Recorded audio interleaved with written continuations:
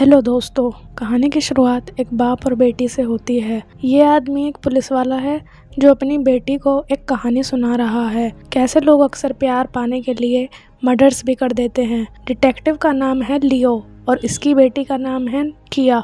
लियो कह रहा है कि एक केस में क्रिश्चियन गिल्टी था, फिर भी वो पकड़ा नहीं गया। मैं अभी तक उस केस को भुला नहीं पा रहा हूँ। 3 दिन पहले क्रिश्चियन नाम का आदमी अपनी बीवी नोरा के साथ सो रहा था, तभी क्रिश्चियन का फ़ोन बजा।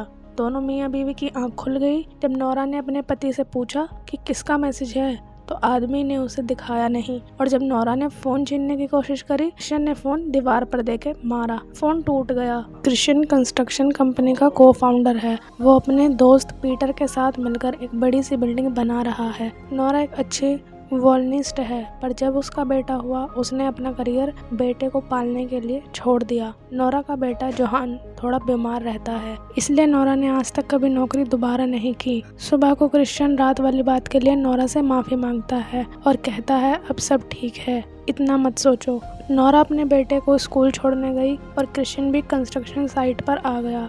आदमी जीनिया नाम की लड़की को बड़ी प्यार भरी नज़रों से देखता है। लड़की भी उसे देखकर स्माइल करने लगी। फिर दोनों ने साइट के अंदर एक खाली जगह आकर किस करी, मतलब इनका अफेयर चल रहा है। जीनिया ने ही रात में मैसेज किया।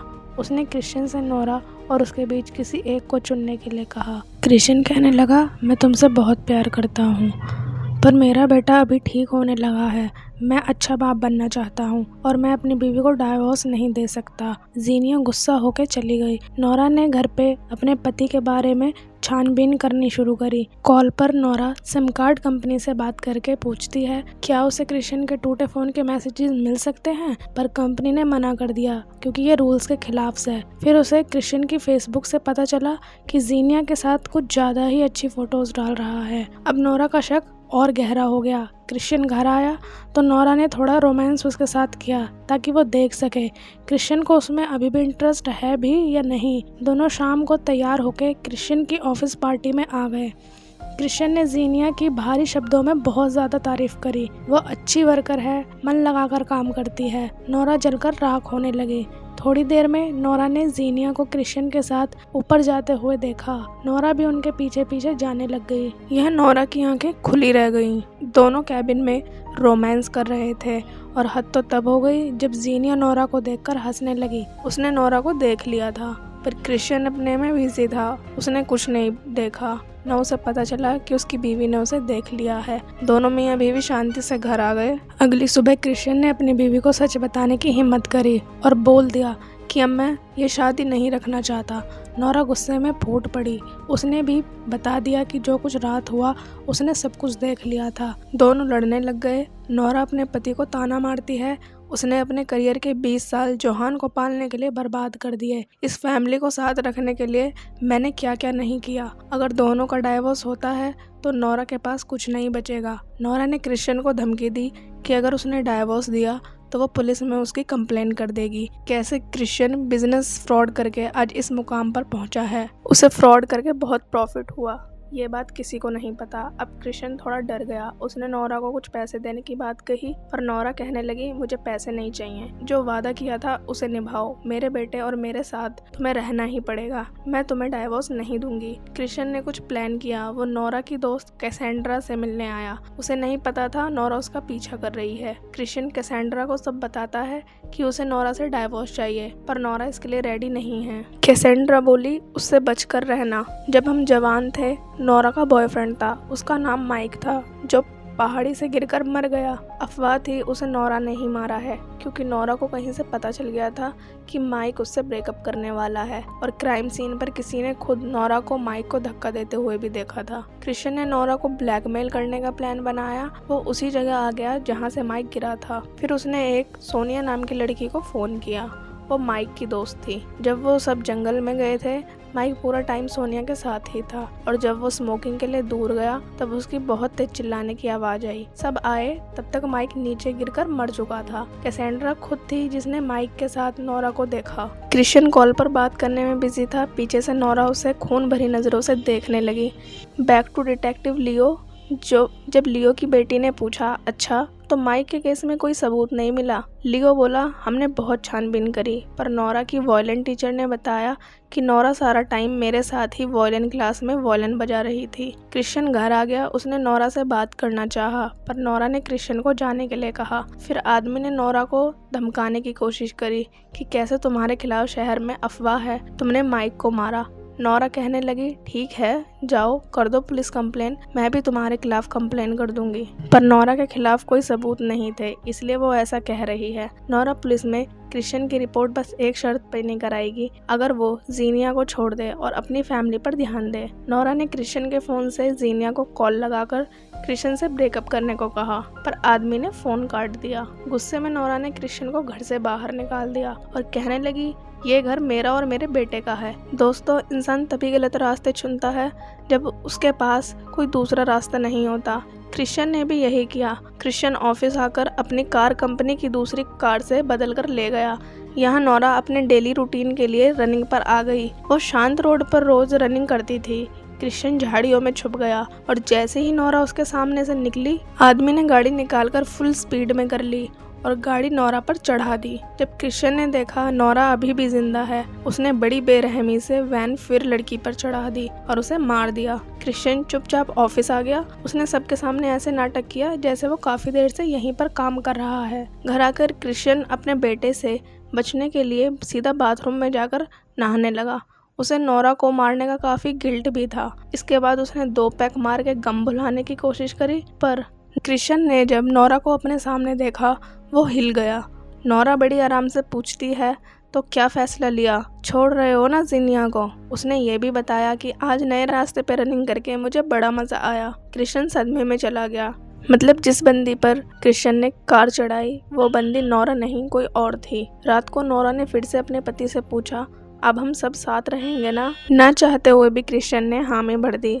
अगली सुबह सब अपने काम पे जाने लगे, तभी एक आदमी उनके पास आया और बोला, पास में पिछली रात एक लेडी को किसी ने गाड़ी से टक्कर मार के मार दिया। नोरा शॉक हो गई क्योंकि वो रोज उसी रूट पे रनिंग करती थी। क्रिश्चियन के ऑफिस जाने के बाद नोरा क्राइम सीन पर आ गई। जो लेडी मरी वो 3 बच्चों की माँ थी। कुछ दिन बाद मियाँ बीवी के घर पे ग्रेजुएशन पार्टी हुई।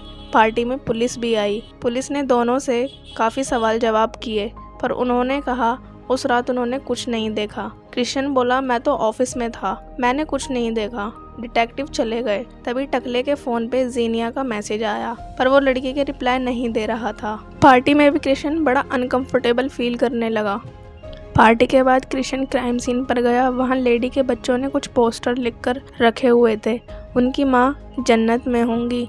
क्रिश्चियन को बहुत बुरा लगा। वो सरेंडर करने सीधा पुलिस स्टेशन गया, पर एक कॉप ने उसे वेट करने के लिए कहा। इतने में टकले के बेटे जोहान का मैसेज आया कि उसे पता है उसका बाप कभी भी उसे कुछ नहीं होने देगा और ना उसे कभी डिसअपॉइंट करेगा। स्टेशन में न्यूज़ चल रही थी कि शायद एक्सीडेंट वाली लेडी को मारने वाला आदमी बाहर का इंसान था और अब वो शहर से भाग चुका है। फिर क्या, अब क्रिश्चियन ने मन बदल लिया। वो बिना कुछ बताए स्टेशन से घर चला गया। इधर नोरा को कुछ शक होने लगा। उसकी कार वॉश का बैलेंस अचानक खत्म हो गया था। वो पता करने के लिए क्लर्क के पास गई। क्लर्क ने बताया कि क्रिश्चियन हाल ही में एक वाइट वैन धुलवा कर गया। नोरा ने क्लर्क से फुटेज मांगी, उसमें टकला ही कार के साथ था। नोरा को पता लग गया कि क्रिश्चियन उस रात उसे मारने के लिए आया, पर वो अपने प्लान में फेल हो गया। घर आकर नोरा ने क्रिश्चियन से सीधा सवाल पूछ लिया और क्रिश्चियन की चुप्पी ने बता दिया कि उसी ने सब कुछ किया है। नोरा ने पुलिस को कॉल कर दिया, पर टकले ने फ़ोन छीन लिया और बोला, वो मैंने अभी अपने एरिया में एक बाहर की गाड़ी का नंबर देखा। नोरा डरकर घर से भागने लगी। टकला भी अपनी बीवी के पीछे गया। उसने काफ़ी कोशिश करी कि नोरा रुक जाए, पर नोरा अपना फ़ोन लेकर घर से चली गई। क्रिश्चियन बहुत ज़्यादा टेंशन में आ गया। थोड़ी देर में डिटेक्टिव लियो भी आ गया। क्रिश्चियन ने अपने बेटे को गले लगाया और बोला, मैं तुमसे बहुत प्यार करता हूँ, ये बात हमेशा याद रखना। फिर वो पुलिस के सामने आ गया, पर पुलिस टकले को अरेस्ट करने नहीं आई। वो तो यहाँ जो गाड़ी क्रिश्चियन ने देखी उसका नंबर पूछने आई है। सवाल जवाब के दौरान लियो ने ध्यान दिया क्रिश्चियन कुछ ज़्यादा ही नर्वस दिख रहा है, पर उसके पास सबूत नहीं थे, तो पुलिस चली गई। क्रिश्चियन को नोरा ने मैसेज करके मिलने के लिए बुलाया।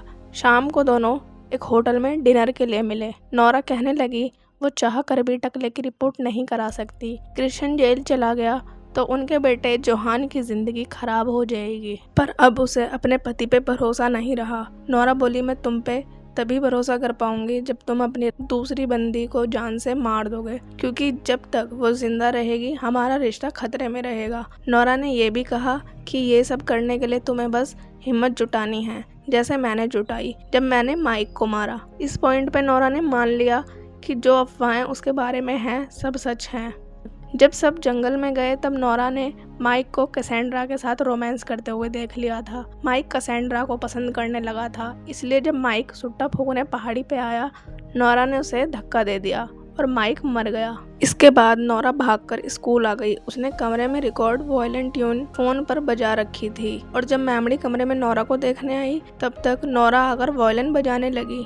प्रेजेंट। इस तरह वो माइक के केस से बच गई। मियाँ बीवी ने एक होटल में रात बिताने के लिए कमरा बुक कर लिया। दोनों ने प्लान बनाया, जीनिया का मर्डर वो ऐसे करेंगे जैसे लूटपाट के दौरान उसे कोई मार गया हो। रात होते ही क्रिश्चियन सबकी नजरों से बचकर जीनिया के घर पर गया, पर लड़की ने गेट नहीं खोला क्योंकि दोनों की इतने दिनों से बातचीत बंद थी। लेकिन टकला गेट तोड़कर अंदर आ गया। उसने जीनिया को बताया दुनिया में सबसे ज्यादा प्यार वो जीनिया से ही करता है। इधर नोरा होटल रूम में एक वेटर को कॉल करके बुलाती है। उसने बाथरूम में नल भी चला दी ताकि सबको लगे क्रिश्चियन अंदर नहा रहा है। नोरा ने क्रिश्चियन के फोन से जीनिया को मैसेज किया कि मैं हमेशा के लिए तुम्हें छोड़ रहा हूँ क्योंकि मैं अपनी बीवी और बेटे से तुमसे ज्यादा प्यार करता हूँ। पर क्रिश्चियन ने जीनिया को फोन नहीं देखने दिया। दोनों पास आ गए।